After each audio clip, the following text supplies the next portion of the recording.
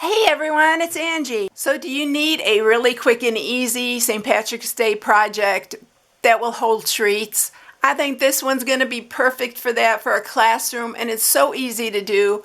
Yeah, you can have your grandkids help you, anything you need. But this is what I'm sharing today. So it's a little box like this, and it opens.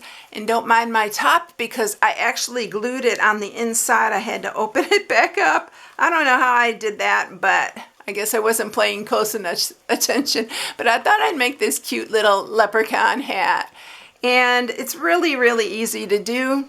You don't need any dies for this, so except for this here, and you can even cut it out if you want, but I thought it was cute with the stylish shaped circle on it.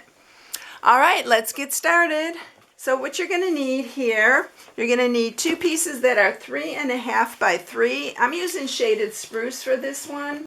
And then you're going to need 1 piece is 6 by 5.5. Y'all, if you are new, there's an inspiration sheet on my blog at Stamping with Amore with all the recipes and supplies needed for this project. And this piece is shaded spruce as well. You're going to need 2 pieces that are black, that are 1/2 by 2 3/4. And then 2 for the bottom of the hat, the rim. And this one is 3/4 by 4. And then I cut, and we're making a fake buckle here. So I cut a little square 3/4 inch by 3/4 inch in the gold foil for the buckle. And this piece is 1/2 by 3/8, and it's going to go in the middle like that because I didn't have a square small enough, so I just cut one myself, and we're just going to make a faux buckle. And then I cut out the stylish shaped circle, and this one is close to 1 3/4. All right, I think that's everything that we need for this. Super easy and super quick. So I'm going to show you what we're going to do with these, and I cut these both at the same time.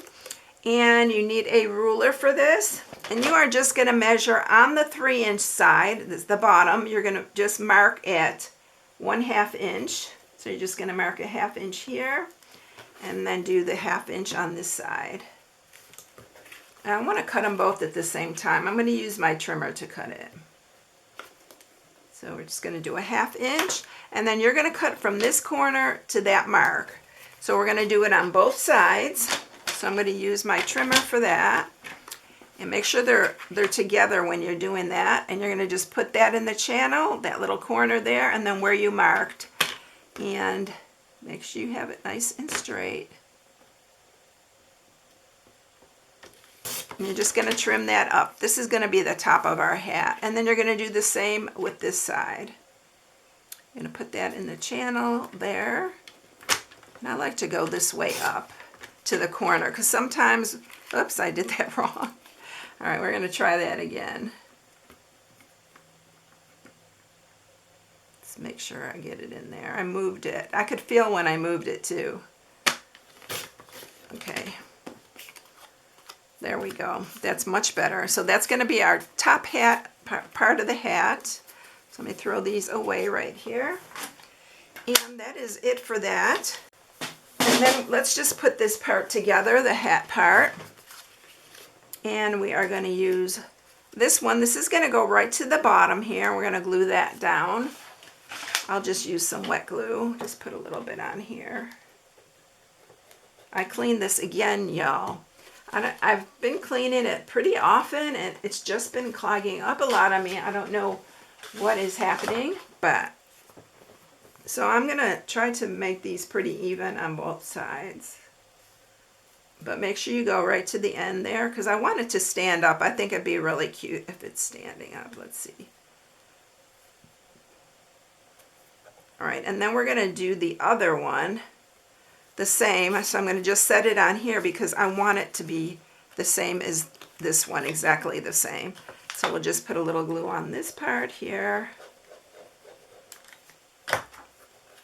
And so that they match up right to the bottom. And then you got 2 that are just alike. Then we're going to take this black piece and we're going to glue it right here at the top. And let it just butt up against this other piece that you just put on. We're going to trim these, so don't worry about that part. And we are going to put this one too on.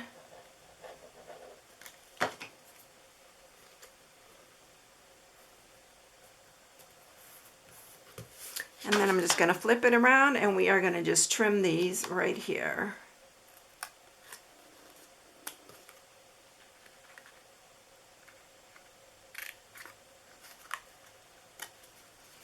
All right, so there's one right there, and then we're going to do the same with this one.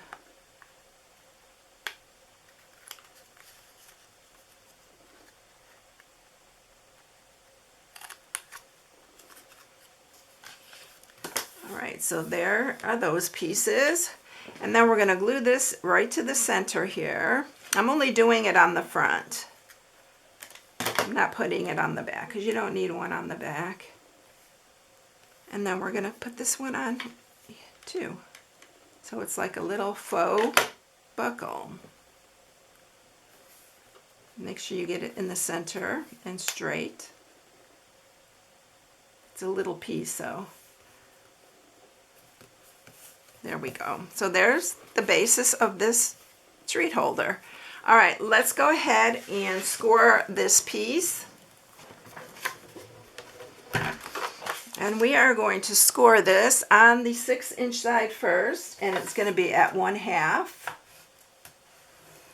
1 1/2, 3 1/4, and 4 1/4.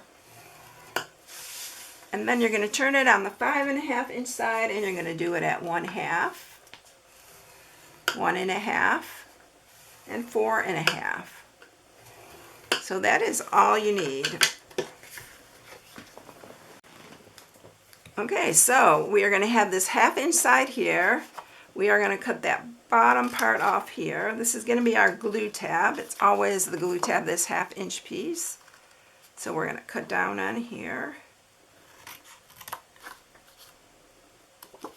And then we are going to cut, let me get that right.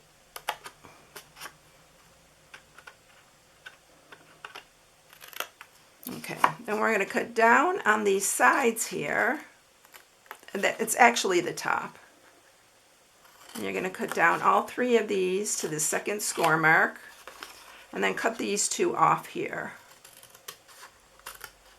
So the box is super easy. Then you're going to cut these in half.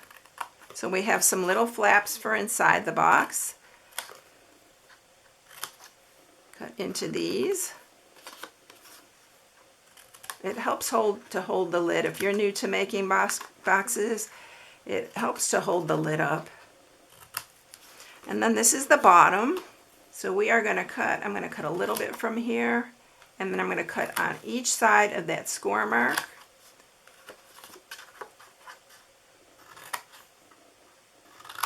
Like that on all of these, and then a little bit off of the side here. This way nothing will be overlapping on the bottom and you won't be able to see it. And we're going to sharpen all these score marks. You know, this is a really important step.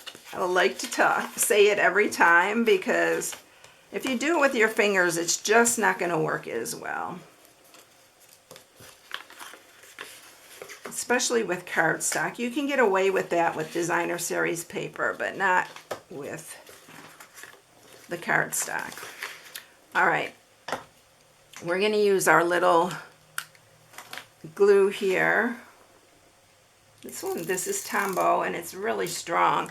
I got my Seal Plus, but it's messing up with me again. So I'm doing it the easy way today, y'all. This is easy day, so we're doing quick and easy.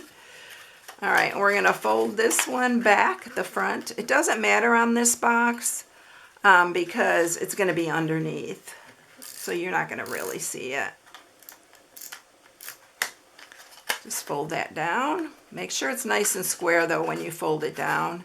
And then these flaps are the ones that fold inside, and then make sure this is inside when you glue your box. That's what happened to me. This part was on the outside. You don't want that because it glued part of the top. Luckily it wasn't all dry yet, so I could pull it apart. All right, and this one's a little bit crooked. I could see by the looks of the box. And I don't want it crooked. There we go. Whoop, that's not any better. I went extreme. Okay, so now we're ready to put this on our little hat part. So we're going to glue this. I'm going to use wet glue for this. It's just easier to move it around. And this is going to line up right to the bottom. And then we're going to flip it over. Make sure it's nice and straight on there. And then we're going to put the other side on. And just line these up so that they're all even. I like to look at it from this side to make sure they're even. Isn't it cute though? I think it came out adorable. I hope you like this one. And then we're going to stamp our sentiment on here, and we're going to stamp a little 4-leaf clover. These are all from the Good Luck stamp set. So it's from this one right here.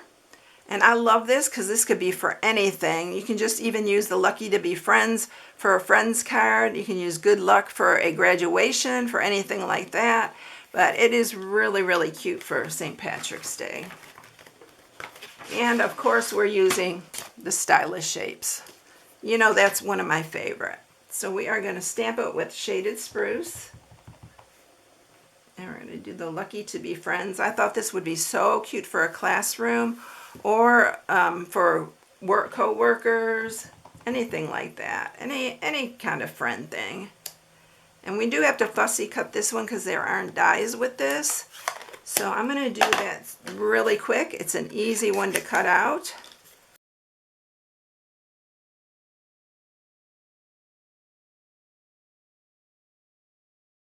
Okay, so there's our 4-leaf clover. It's perfect for the occasion. We are going to glue this one down. And for those of you who are wondering about my grandson, by the time you see this Wednesday, he should be out of surgery. And I will try to update you on Sunday with the Sunday video.